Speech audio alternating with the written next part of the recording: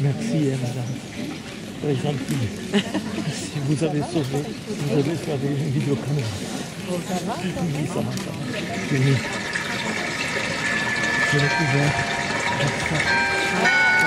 Vous l'avez protégé? Oui, pendant l'orage. Heureusement. Sinon, c'est...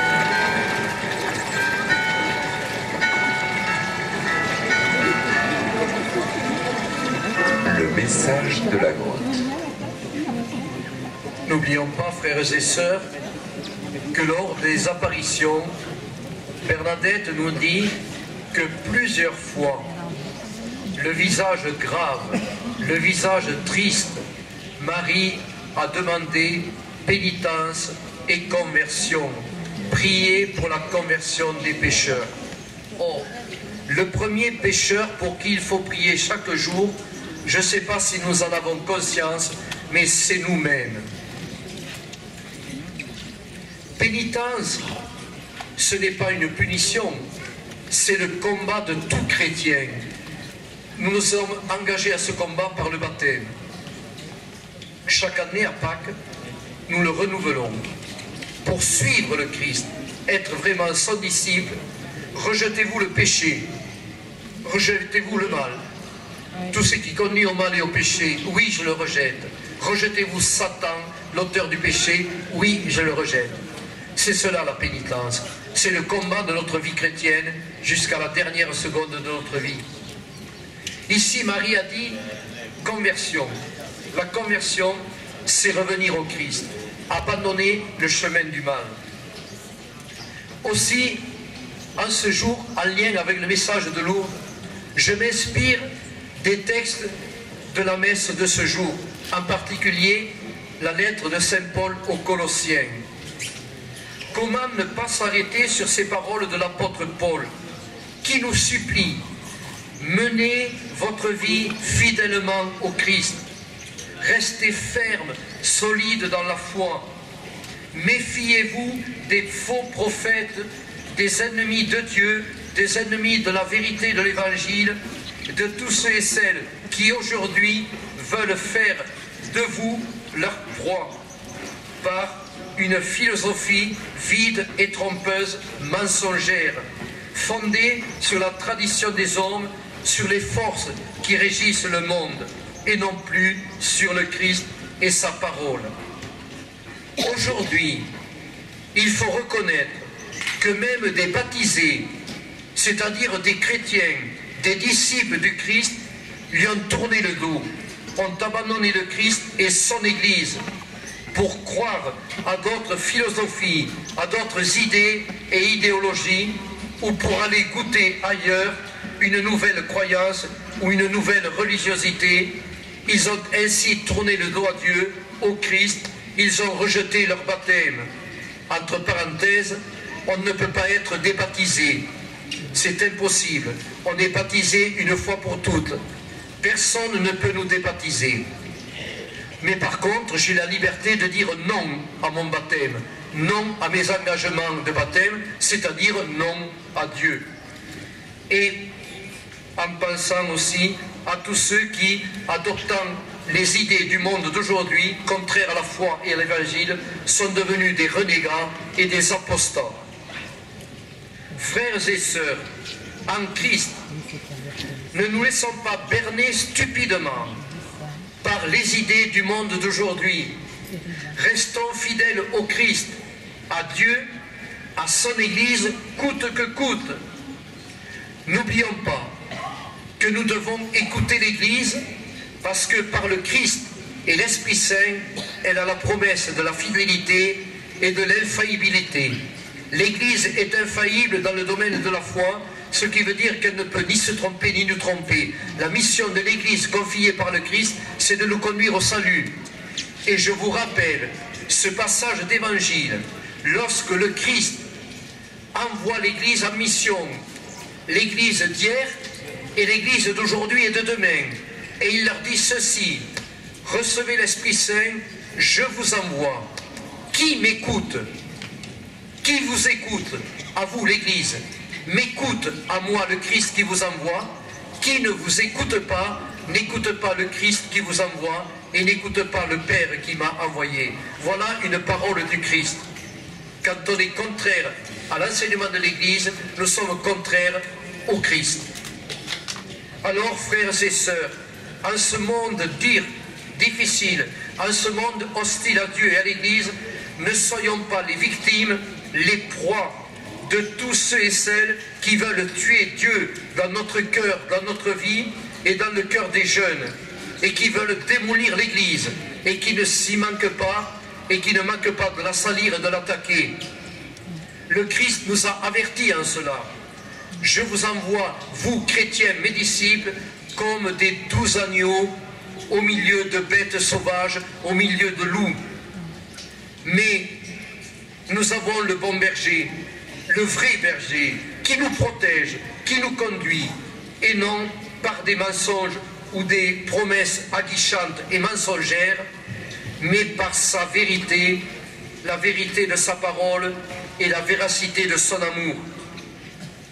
Et Saint Pierre lui-même, dans une de ses lettres, nous avertit: frères et sœurs chrétiens, soyez sobres, veillez, priez, car votre adversaire, le diable, comme un lion rugissant, rôde, cherchant qui dévorer. Résistez-lui solide dans la foi. Quand Jésus nous parle de Satan, en Saint Jean, il le nomme le père du mensonge. Or, aujourd'hui, Satan rôde dans le monde, autour de nous, lui et tous les suppôts de Satan, c'est-à-dire tous ceux qui tournent le dos à Dieu et qui tiennent la main de Satan, par tous ceux qui se laissent happer, avaler, mordre par le venin du mensonge de tous ces gens qui attaquent Dieu et l'Église. Alors, frères et sœurs, ne nous laissons pas déstabiliser. Le Christ nous l'a dit, ce qu'ils m'ont fait, ils vous le feront, parce que vous êtes de mes disciples. Nous avons et nous aurons des ennemis. Mais n'oublions pas que le Christ nous a dit, je suis avec vous tous les jours. Est-ce que nous y croyons? Est-ce que nous nous appuyons sur le Christ, sa présence et sa parole? Est-ce que nous nous appuyons sur la prière? Est-ce que nous nous appuyons sur la parole de vie et de vérité, l'Évangile? Alors, chrétiens, soyons des hommes et des femmes, des jeunes debout. Le Christ n'a pas besoin de chic-molle. Il n'a pas besoin de chrétiens peureux, honteux, qui ont peur d'affirmer leur foi et de dire leur foi. Soyons audacieux. N'oublions pas qu'il y a tant de nos frères et sœurs chrétiens qui, pour résister aux idées du monde, contraires à la foi et à l'Évangile, n'ont pas eu peur de perdre leur vie. Ayons le courage de dire notre foi, de la défendre. Il faut que les chrétiens aujourd'hui se lèvent, sinon on continuera à nous écraser. Dénonçons toutes les structures du mal que le monde d'aujourd'hui veut nous obliger à croire et à vivre. Cela étant contraire à Dieu, à la foi, à l'Évangile, à la vie et au commandement de Dieu. N'oublions pas que Jésus a prié pour nous. Père, je ne te demande pas de les retirer du monde, mais de les garder du monde, c'est-à-dire de les protéger. Ce monde hostile à la foi et à Dieu, ce monde dont nous a parlé Marie ici même à la grotte, je ne vous promets pas le bonheur dans ce monde-là, mais dans l'autre, dans le monde du mal et du péché, de la haine et de la violence, vous ne serez jamais heureux. Dans le monde dans lequel vous dites non à Dieu, vous ne serez jamais heureux, ni ici, ni dans l'éternité. Alors quittez le monde hostile à Dieu, le monde du mal et du péché, et allez dans notre monde, le monde du royaume de Dieu, qui est fait de paix, de justice, d'amour, de pardon et de miséricorde. Voilà le monde dans lequel Marie nous invite à revenir ou à aller. Quitte ce monde, le monde du péché, et va dans le royaume de Dieu. Alors, frères et sœurs, entendons dans notre cœur cet appel urgent de Marie. Si Marie nous a été envoyée ici à Lourdes, ce n'est pas pour rien. Elle est venue nous redire pénitence et conversion. Une maman prend soin de l'enfant qui prend un mauvais chemin, qui va à sa mort, à sa perte. Et Marie nous a été envoyée à Lourdes pour nous supplier de revenir au Christ. N'ayez pas peur, laissez-vous convertir, ne suivez pas les idées du monde. Je vous en supplie, écoutez mon fils, écoutez-le. Ce n'est pas pour rire qu'il est mort sur la croix, c'est pour vous sauver, vous délivrer de la mort éternelle. Alors, frères et sœurs, demandons ici à Marie la grâce de la conversion. Et le Christ, sachant que nous sommes faibles et pécheurs, blessés par le péché, nous a donné un sacrement important de guérison. C'est la première grâce de Lourdes. Je pose souvent la question aux pèlerins, savez-vous pourquoi Marie nous a fait venir à Lourdes, à vous comme à moi pécheurs, uniquement pour aller nous laver de nos péchés à la chapelle des confessions?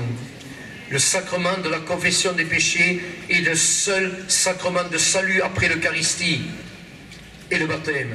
Ne l'oublions pas, tant de chrétiens ne se confessent plus, tant de chrétiens ont perdu le sens et la gravité du péché et ont fermé la porte du confessionnal. Ce n'est pas moi qui le dis, c'est Saint Jean-Paul II qui a écrit ça la première année de son pontificat. Les chrétiens ont perdu la notion du péché qui conduit à la mort éternelle. Eh bien, Marie nous dit, va laver ton âme de tes péchés, reviens au sacrement du pardon des péchés que le Christ ressuscité a donné à l'Église le soir même de sa résurrection. Recevez l'Esprit Saint, ceux à qui vous remettrez les péchés, ils leur seront remis, ceux à qui vous ne les remettrez pas, ils ne leur seront pas remis. Eh bien, Marie m'a fait venir à Lourdes uniquement pour aller me laver, revenir, retrouver le chemin du confessionnal, ici à Lourdes ou chez moi dans ma paroisse. Ne négligeons pas ce sacrement de salut.